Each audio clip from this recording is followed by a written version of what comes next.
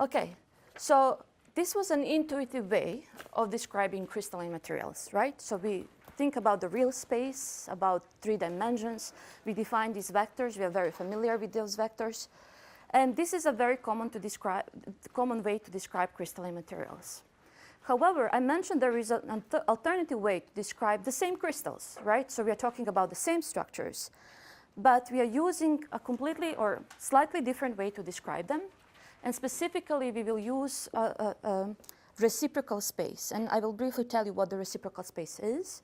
And then next time, we will go into more details about learning about the details about the reciprocal space in more details. So the reason why the reciprocal space was even introduced, or why we even have to think about different concepts to describe crystals, is mostly due to diffraction experiments.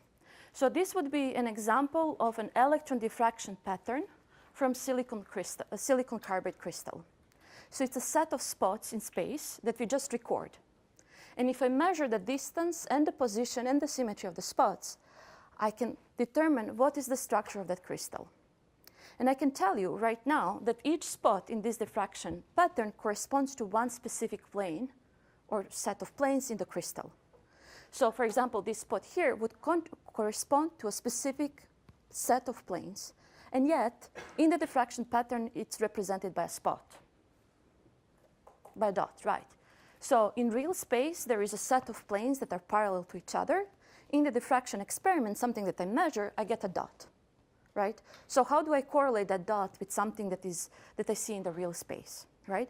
So for that reason, from the diffraction experiments mostly, the reciprocal space concept has been derived. So we will just go through the definition of what the reciprocal space means, and I will tell you what are the properties of these vectors, and then next time we will go into more details. But the main point is that we will label the vectors in the reciprocal space with stars. So we will label or we will define 3 vectors, A1 star, A2 star, and A3 star. So these would be the vectors or in the reciprocal basis vectors of the reciprocal lattice. And first we will define them. So we will just simply tell how we mathematically define them. So by definition, A1 from the real space, or I'm sorry, AI from the real space times AJ from the reciprocal space equals delta IJ, where this is a Kronecker delta function.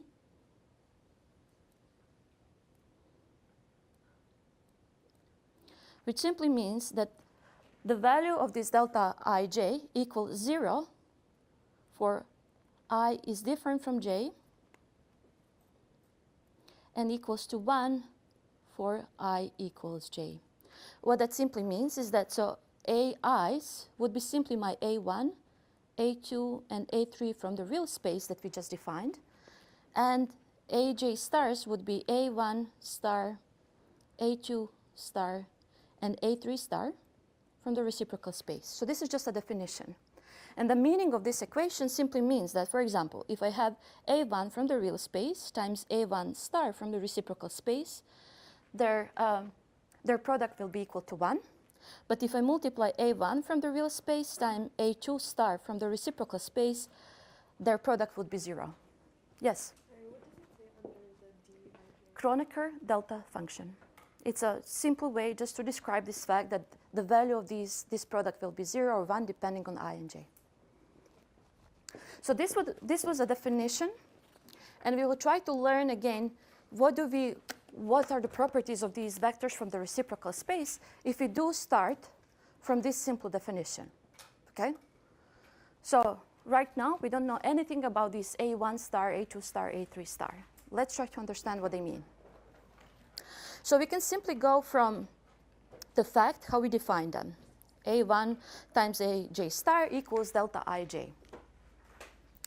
What that means is that, for example, A2 times A1 star equals 0, where this is a scalar product, right? And A3 times A1 star equals 0. From these 2 equations, what do I know about A1 star?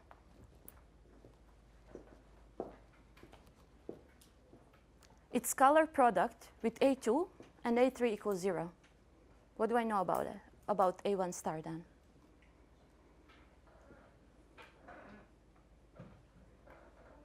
If you multiply two vectors and if their scalar product is 0, what does it mean? Yes? They're orthogonal. They're perpendicular to each other. Okay? So, and if this vector A1 star is orthogonal both to A2 and A3, what that means is that A1, so let's just write this. A1 star is perpendicular to A2 and A3. And what that means is that then it is parallel to the vector product of these two. Okay? So the vector product of A2 and A3 will be perpendicular to both of them. What that means is that A1 star is then parallel to that. Okay? So I can still write, so then what that means is that A1 star is proportional, and the coefficient of the proportionality is k right now, times the vector product between A2 and A3 from the real space. I don't know anything about this k, and I want to calculate it, right? So we simply know that this A1 star is perpendicular to A2 and A3, which means it's parallel to their vector product. There is a certain vector of the factor of proportionality k, and I want to calculate it, right? So if I multiply this by A1, so I will have A1 times A1 star equals A1 times k times A2 vector product with A3. I know what that is. So I know what's on the left-hand side. What is A1 times A1 star? 1. Okay? So I know that this is 1. From this, I can calculate that the coefficient of this proportionality k is equal simply to A1 times A2 vector product with A3. What is this? It's the volume. It's 1 over volume. Gosh.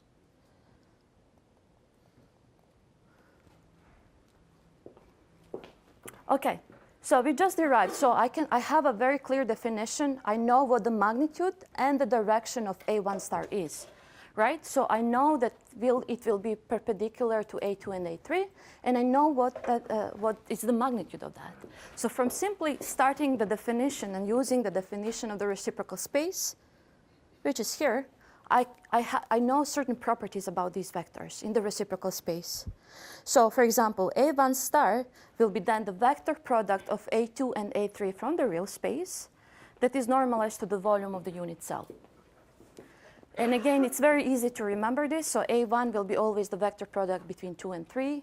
2 will be the vector product 3 and 1, etc. Normalized to V. It's very easy to remember, right? So the question is, we have the definition, we know what their rough properties are. This is an alternative way to describe a crystal. What do we do with this? Okay? So there are two very important properties of these vectors in the reciprocal space, and I will write them down. And in the extended notes that I will post in Stellar, there is a very easy way that you can follow through the mathematical means to actually go through the steps and convince yourself that it's really correct what I will just tell you. But if you have a vector in the reciprocal space, G, that has the indices H, K, and L, which simply means H times A1 star plus K times A2 star plus L times A3 star, it has two very important properties. So this particular vector that I just defined by three vectors, primitive vectors from the reciprocal space, A1 star, etc., and numbers H, K, and L. So this particular vector will be perpendicular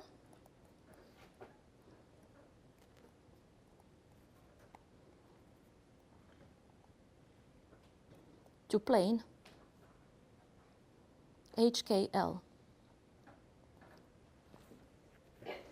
So we know what HKL plane is in the real space. The reciprocal vector G that is defined by these three indices will be perpendicular to that. So what that simply means is that I have a vector G 1, 1, 0 from the reciprocal space. It will be perpendicular to the plane 1, 1, 0 in the real space. Another important property of this, so we know the direction of that.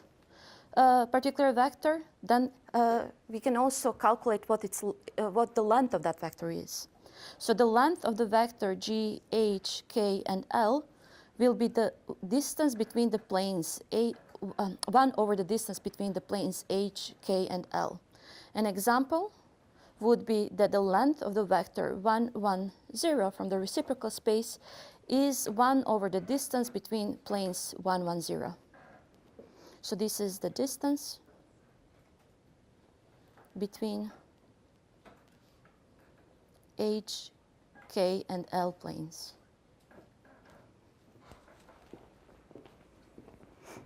Okay, so what that means is that the following. So if you have a set of planes in a crystalline lattice, you can design a reciprocal space using reciprocal vectors. And a vector in the reciprocal space will have two very important properties. For each set of planes, there will be a unique vector which will be perpendicular to the planes in the real space, and the length of that vector will be 1 over the distance between the planes in the real space. Okay?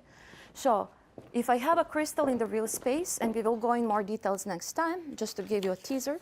So if you have a crystal, if there is a set of planes in this crystal, which is indicated in the shaded yellow, the alternative way how I can describe this particular crystal in space is by a set of points in the reciprocal space where each point represents one set of planes.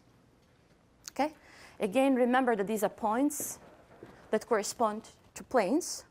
And let me remind you is that the first thing that I showed you when we tried to introduce the reciprocal space was a diffraction pattern that was composed of spots, right? So you can see that the diffraction experiments themselves somehow reflect what the reciprocal space of that crystal is. And again, just to remind you that we are not introducing the reciprocal space for exercise purpose. There is a reason to do it, right? And it's being motivated by the diffraction experiments. So if you have a real crystal, whatever its symmetry is, there is the corresponding reciprocal space that you can design simply using these rules. Okay? Again, we will go into more details, and I will show you a couple of examples next time. But I would just like to summarize about what we learned today. So just to remind you that we talked about, in the real space, we talked about basis vectors.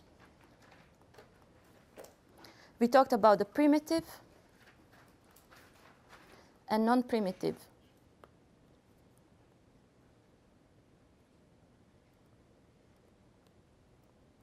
unit cells. We talked about Miller indices and defining the coordinates, directions, and planes in real crystals, and we defined the reciprocal space. Okay, so there are many things that many of you already know, including the Miller indices. I don't know how many of you know about the reciprocal space, but again, we will talk about this more extensively next time in the context of the diffraction.